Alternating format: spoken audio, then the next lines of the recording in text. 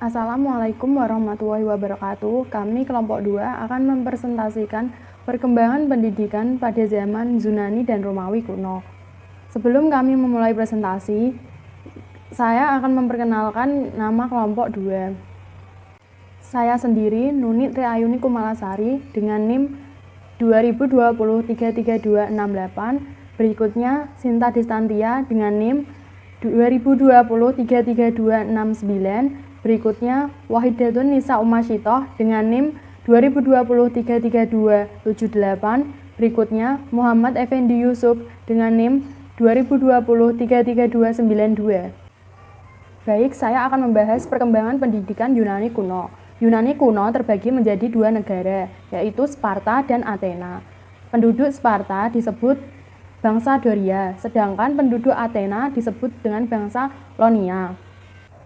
Sparta memiliki ciri-ciri pendidikan diselenggarakan oleh negara, bukan oleh keluarga, dan memiliki asas 1.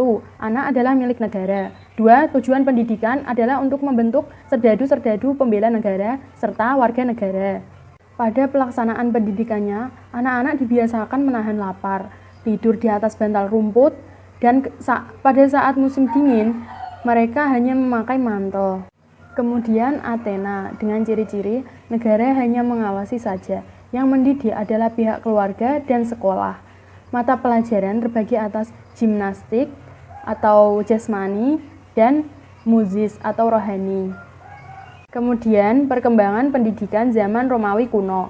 Zaman Romawi kuno terbagi menjadi 2, yaitu 1. Zaman Romawi lama, 2. Zaman Romawi baru. Zaman Romawi lama, pendidikan pada zaman ini bertujuan membentuk warga negara yang setia, berani, dan siap berkorban untuk tanah airnya. 2. Zaman Romawi baru atau Helenisme. Helenisme adalah aliran kebudayaan yang diciptakan oleh ahli-ahli filsafat Yunani atau Hellas. Sejak saat itu, bangsa Romawi mulai menyadari arti penting ilmu pengetahuan. Berikut tokoh-tokoh yang berperan dalam pendidikan Yunani kuno. 1. Pythagoras. Pythagoras kira-kira tahun 580 sampai 500 sebelum Masehi. Pythagoras dilahirkan di Pulau Samos, di Laut Aegean. Ia banyak berkeliling di Mesir dan mengunjungi Babel untuk mencari pengetahuan. Kira-kira tahun 530 sebelum Masehi. Ia menetap di Crotona, sebuah koloni Yunani di Italia Selatan, dan mendapatkan murid pengikut yang kemudian disebut sebagai Pythagoreans. Berikut tujuan pendidikannya: untuk membentuk manusia susila dan beragama. Beberapa cita-cita yang menjadi dasar pendidikannya adalah: 1. Hanya jiwa yang berharga, bukan badan. 2. Jiwa yang berasal dari dewa-dewa dan hidup terus jika badan telah mati. 3. Sejak kecil, manusia mempunyai kecenderungan untuk berbuat jahat. Pendidikan harus membawa manusia ke arah kesempurnaan. 4. Kesempurnaan adalah kebajikan, yaitu keselarasan antara jiwa dan raga. Harmoni dalam berhubungan antar manusia, harmoni pula dalam bernegara. Tokoh yang kedua adalah Socrates, tahun 469 sampai 399 sebelum Masehi. Ia berpendapat bahwa yang menjadi ukuran segala-galanya bukan manusia, melainkan ketuhanan. Berlawanan dengan Pythagoras, Socrates percaya bahwa manusia mempunyai pembawaan untuk berbuat baik. Socrates berpendapat bahwa ilmu adalah sumber dari kebijakan. Oleh karena itu, ia dianggap perintis kaum filantropin, cinta pada sesama manusia. Tokoh yang ketiga adalah Plato, tahun 427 sampai 347 sebelum Masehi. Membentuk warga negara secara teoritis dan praktis. Setiap manusia bertugas untuk mengabdikan kepentingannya kepada kepentingan negara. Oleh sebab itu, pendidikan harus diselenggarakan oleh negara dan untuk negara. Dengan prinsip tersebut, Plato disebut sebagai pencipta pendidikan nasional.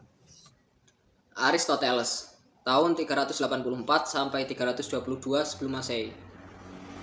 Cita-cita pendidikannya adalah kebajikan itu diperoleh dengan jalan aman, melalui pengalaman, pembiasaan, akal budi, dan pengertian. Pendidik harus mempelajari dan memimpin pembawaan dan kecenderungan anak-anak. Dengan latihan dan pembiasaan, mereka diajar melakukan perbuatan yang baik dan meninggalkan hal yang buruk. Menurutnya, sumber pengetahuan adalah pengalaman dan pengamatan yang menghasilkan bahan untuk berpikir. Tokoh-tokoh yang berperan dalam Romawi kuno. 1. Seneca. Seneca merupakan tokoh pendidik lain di zaman Romawi baru. Ia adalah seorang kaisar Nero, juga ahli filsafat dan moralis yang terkenal. Beberapa petunjuk tentang pengajaran yang diberikan Seneca adalah: A. Kita mengajar tidak untuk sekolah, tetapi untuk kehidupan. B. Panjang jalan melalui perintah, singkat jalan melalui teladan. C. Dengan mengerjakan, kita menjadi paham. 2. Quintilanus. Quintilanus merupakan seorang profesor ilmu pidato yang terkenal. Ia adalah orang Spanyol yang tinggal di Roma. Pendapatnya tentang pendidikan ialah: A. Pendidik harus diberikan secepatnya sejak dari keluarga. B. Kelak anak itu harus bersekolah. C. Janganlah membentuk kelas-kelas yang terlalu besar. 3. Cicero. Cicero merupakan ahli berpidato.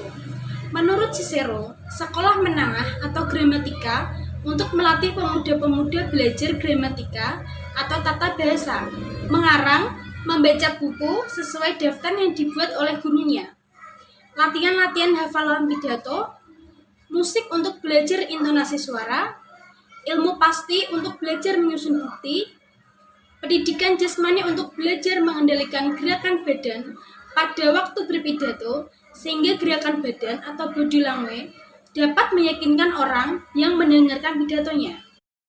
Baik, selain tokoh-tokoh yang sudah disebutkan tadi, ada juga tokoh-tokoh aliran-aliran filsafat pada zaman Romawi. Yaitu pertama, Epikurisme pada tahun 341 sampai 271 sebelum Masehi. Ia lahir di Samos dan ia mendapat pendidikan di Athena. Pokok ajarannya adalah bagaimana agar manusia itu dalam hidupnya bahagia. Menurutnya, ada 3 ketakutan dalam manusia. Yang pertama, manusia takut terhadap kemarahan dewa. Yang kedua, manusia takut terhadap kematian. Dan yang ketiga, manusia takut terhadap nasib. Yang kedua, ada Stoicisme atau bisa disebut dengan Zeno. Pada tahun 366 sampai 264 sebelum Masehi. Ia berasal dari Citium Librus. Pokok ajarannya adalah bagaimana manusia dapat hidup dengan bahagia.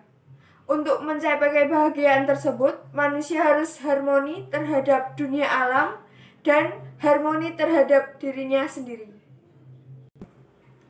Dan yang ketiga adalah skeptisisme. Ia adalah Pirhe tahun 360 sampai 270 sebelum Masehi. Pokok ajarannya adalah bagaimana cara manusia agar dapat hidup berbahagia. Hal ini menunjukkan bahwa sebagaimana besar manusia itu hidupnya tidak bahagia, sehingga manusia sukar sekali mencapai kebijakan. Sekian presentasi dari kami. Semoga dengan presentasi ini dapat menambah wawasan kalian semua. Dan apabila ada tutur kata kami yang kurang berkenan di hati Anda sekalian, mohon dimaafkan. Wassalamualaikum warahmatullahi wabarakatuh.